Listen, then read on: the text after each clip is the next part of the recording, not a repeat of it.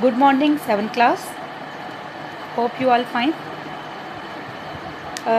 I'm your English teacher. Today we are going to continue our previous chapter. That was the Keru murder case. In previous lecture, I have discussed characters, I have discussed setting, and the overall view of the whole story. Today, we are discuss the detailed summary of this chapter. Before moving towards the summary of this chapter, I just reflect back to the previous lecture. The Kerio murder case. In previous lecture, we have discussed the murder of the Kerio, how the person murdered, who was Kerio, and who murdered Kerio. In Kerio murder case, this story is actually about a person. The person name is Kerio, who was murdered by Mr. Hyde. Who was Mr. Hyde? Mr. Hyde actually the uh, dark side picture of a person who was apparently a good and well-mannered person, and whose name was Dr. Jekyll. He was a scientist. Dr. Jekyll was a scientist, apparently in front of the world. He was a good person, but his dark side, his two side picture, his second side picture was he was he was brutal person, he was cruel person brutally, who murdered brutally Carrie.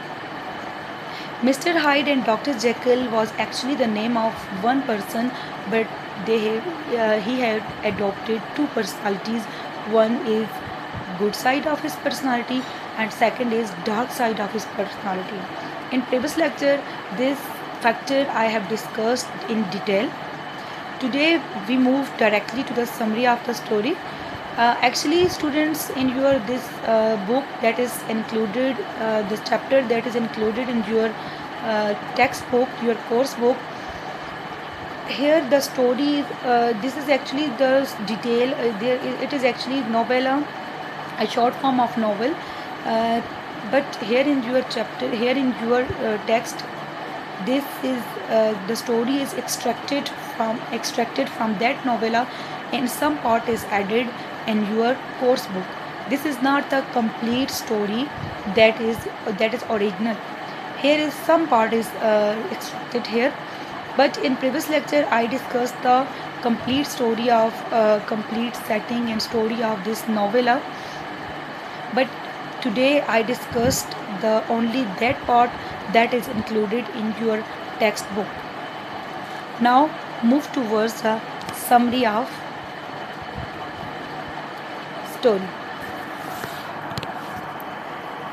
Actually, the story begins with the detail of the murder of Sir Danvers Carew. Sir Danvers Carew, students, I introduce to you a person who was murdered, whose name you have already heard in the title of your story. Sir Danvers Carew was a name of an old man who was murdered by a person named, and who murdered Sir Danvers Carew? That Mr. Hyde. Mr. Hyde murdered Sir Danvers Carew. Your story starts from that line that nearly a year later, in the month of October, London City was startled by the news of murder of Sir Danvers Carew. Why his news was spread throughout the city? Because Sir Danvers Carew was a well-known as highly respected London gentleman. So that's why her murder news spread immediately. Actually, Carew murdered near midnight on a foggy full moon night in October, and his murder was witnessed by a maid. You can see in the picture. This picture I have taken from your book. That when the murder of Sir Danvers Carew take place, so who was witness?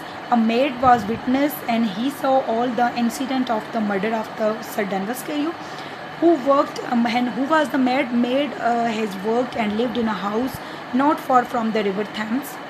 His house was in the bank of the river. That night, maid went upstairs to his room, and at 11 o'clock, about 11 o'clock, and because that night was so calm and soothing, so she gazing out of her bedroom window for a time. So suddenly when she gazed down beneath her window, like you see in the picture, when she is gazing beneath her window, she recognized the small figure of Mr. Hyde. Here the appearance and character of Mr. Hyde is depicted here. Writer here shown you how was the stature of Mr. Hyde, what was the posture of Mr. Hyde. Mr. Hyde was a small figure, okay, a man who had once visited, and how the maid knew him. Maid knew Mr. Hyde because this person, Mr. Hyde, visited once time her master house, like the maid who he is the maid owner of the maid. So he visited that master, and for whom she has immediately taken an instant dislike. Like when Mr. Hyde visit her master house, so at that time she also disliked him. So now again, second time she again saw him. That night she saw Mr. Hyde again meet an aged and beautiful gentleman. So what now? This maid what maid saw now? She saw from the window that Mr. Hyde met with an old, aged and beautiful gentleman who was with white hair. And who was that gentleman? That gentleman was Sir Danvers Carew, who was murdered. Okay. Then suddenly, after a few words, Mr. Hyde lifted his heavy walking stick. Like maid say that for a while I'm watching all the incident that these two person are talking to each other with each other, but suddenly Mr. Hyde lifted his heavy walking stick and clubbed the old gentleman to death. Like he's beating old gentleman. Indeed, the blows which he struck were so thunderous that it was so harsh, it was so thunderous that bones were shattered and his bones were crushed. And then what happened? With ape like fury. Ape like fury, here the writer used the simile. Here the writer used a simile that he is comparing the fury, he is comparing the anger of Mr. Hyde with ape. Like his anger is like as cruel, as brutal like ape. So here he has shown you the extreme level of anger of Mr. Hyde that he was facing. Mr. Hyde trampled the old gentleman underfoot. So here the cruelty of Mr. Hyde is shown here. At the horror of what she saw, definitely she was a female. She was female and she was a girl. So when she was seeing the brutal murder of Mr. Hyde, so Sir Danvers Carew. So what happened? The maid suddenly fainted. He was fainted when the police arrived on the scene. What they find? They find no identification on the body, and so they puzzled that neither the victim's gold watch nor his wallet was taken. So why the person was beaten? Like police think that maybe there was some thief or robbers that are trying to hide. They are trying to take away the gold watch or the wallet of the person, but these things are lying. So why this person was murdered? So police, the only bit of evidence they discover concerning the man's identity is a sealed envelope. Only a sealed envelope the policemen find, an envelope addressed to Mr. Utterson. Now third character here, you heard the name of third character, Mr. Utterson. Mr. Utterson actually by profession he was a lawyer, and he was a close friend of Dr. Jekyll. Dr. Jekyll and Mr. Hyde, I told you these two are the name of same person, but they imposed different personality. In front of people, this person is a well-mannered, well-behaved person, but when his dark side appear, when his anger appear, so it become Mr. Hyde. So what Mr. Utterson, this envelope is addressed to Mr. Utterson. So definitely policemen people are suspected now. So why this envelope is addressed to Utterson? So they call Mr. Utterson, and Mr. Utterson is able to identify the corpse. Why the police called Mr. Utterson to identify the dead body of Sir Danvers Carew. Who was that person? This was make a great deal of noise. This Danvers, because why Danvers murder take a great deal of noise? Because he was such a well-known figure in London society and also in politics. So that's why it take a great deal of noise that a well-known figure has murdered now. When Utterson is shown the murder weapon, he recognized immediately. Mr. Actually, students with that by that have weapon, Mr. Danvers Carew is murdered. Cane like stick, that is actually the half broken stick is broken from, and it's split into two pieces. Mr. Hyde take half piece of stick with along with him, but half piece of stick is lying there near the murder. So police took up that stick and they are identified that whose weapon is that. Utterson recognized the weapon that because it is the same walking cane which he has given many years ago to Dr. Jekyll. So Utterson was now totally confused. He was totally spooked that how it's possible that I gave this cane to Dr. Jekyll, who was a well-known scientist and who was a well-behaved person. So this stick now found here, how it is possible. So he was confused, but after a moment he think for a while, and he tells a police officer to come with him. He led them to murderer's quarter. He led them to the murderer's quarter. When they reach to Mr. Hyde apartment, they knock at the door. So what happened now? The women who answer their knock tell them that Hyde is not at home. Definitely Hyde has a very irregular habits. Last night maid told that last night was actually his first night that he had been home nearly 2 months. Like his habits was very irregular. He was not a regular person. When they reached at the house of the Mr. Utterson, so Utterson introduced the officer, and they say to the maid that actually these officers come from the Scotland Yard, like they are the police officer. Hearing this, actually maid realized that there might some be trouble, that his master might be in trouble. So that's why police come here. After some time, policemen and Mr. Utterson went to the apartment and went to the room of Mr. Hyde. When they go to the room of Mr. Hyde, when they went to the room of Mr. Hyde, it seems that Mr. Hyde left in a hurry. Like he commit a crime, so that's why he left the room immediately. He left the room in hurry because the condition of the room told that some person searching something and clothes are spreading here, drawers are pulled out, and all the things are spreading here and there, and so it seemed that person is in a hurry. Clothes are thrown definitely here and there, drawers are pulled out, and on the hearth, what police people got on a hearth, there was a pile of grey ash. So when inspector stirs this amber and they find they find a half checkbook.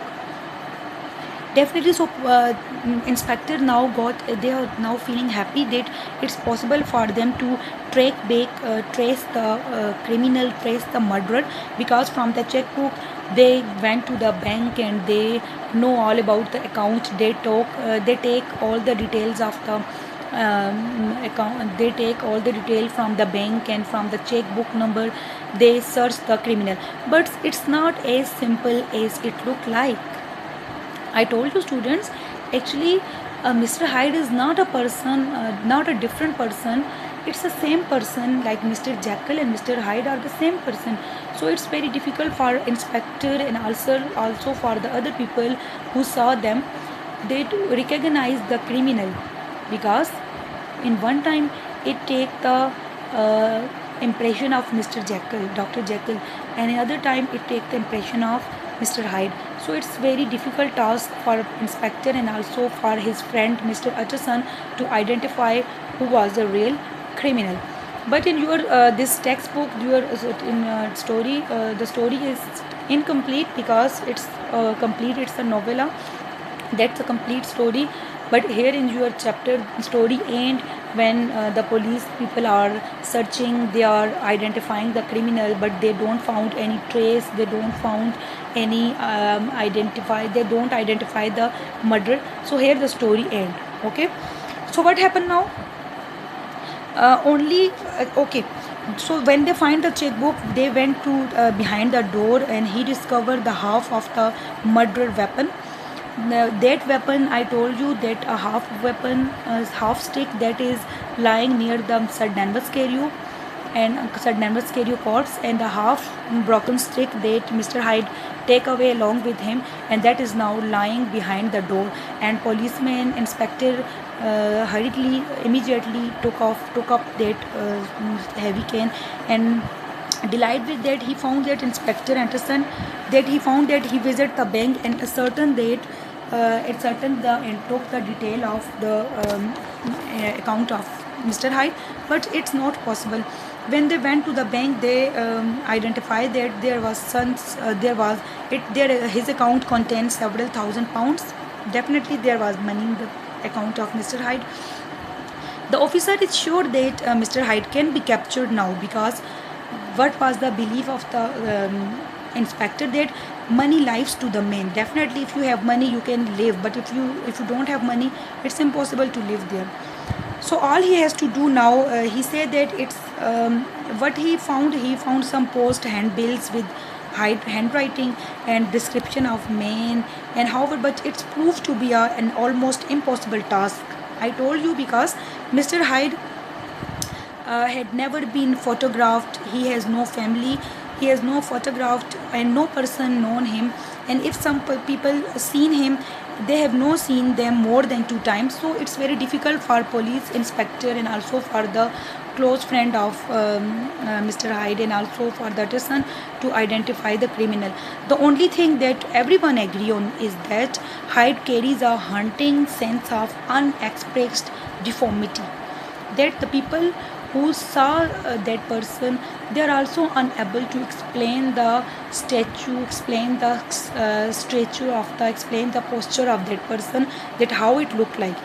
All the people are realizing that it has some haunted, some ghostly expression that is unable to define. So from your story that end here, from your story, we took the theme, we take the message that appearances are often deceptive.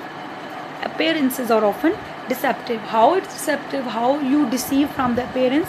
Because from this novella you see that a well-mannered, well-behaved person, Dr. Jekyll, who was a scientist, and all the person, people realized that he was a great, also great by the profession, great by habit. And even his close friend Mr. Utterson, he could not realize that Dr. Jekyll is actually his second dark side picture is Mr. Hyde. That he was a so brutal, he was so cruel person, that even his close friend could not realize that actually these two names are actually the same personalities of these two names. So it's impossible for even his close friend Mr. Utterson. So students, you can never say that from appearance of any person, from appearance condition of anything, that you can't say that this is good and this is bad. Whenever you can't go to the depth of that thing, reality of that thing, you can't judge any person. Like second theme is also related to this. A book can't be judged by its cover. Like if you see a book and you saw the pictures and everything, you can't say that from the inner side, from main portion, it's this story is like this, or this book related to this. No, from cover you never judge anyone, you never judge the book. So in the same way, from its appearance, from the cover, you can't judge a person, you can't realize that, you can't make your judgment on the basis of cover, on the basis of appearance. You can't judge that the person totally, because maybe his personality is something else in front of the world, and his real personality is his reality is something else when he is alone. So if it's my message to you students, if your close friends or anyone else You can't trust in them. You can't trust them immediately because you can't trust them. Like this is the case of here in the case of this story. He is the real. His close friend could not realize the reality of his friend. And when this novella come to the end, this is only the extract. There is only some part of your story, but here in the real original novella, when the story come to end, at the end, Mr. Utterson realized that actually Dr. Jekyll make some serum. He makes potion. He was a scientist, so he make potion that transform him into a man of evil, into a evil man. So actually, this was the story. So Mr. Utterson realizes at the end. So this theme also gives you message that appearances are often deceptive. You can't trust anyone immediately. So a book can't be judged by its cover. You can't judge anyone, any person, anything from the cover, from the appearance. Hope you understand the theme. Hope you understand the story. Till then, take care. Till then, take care of your good selves. Allah Hafiz.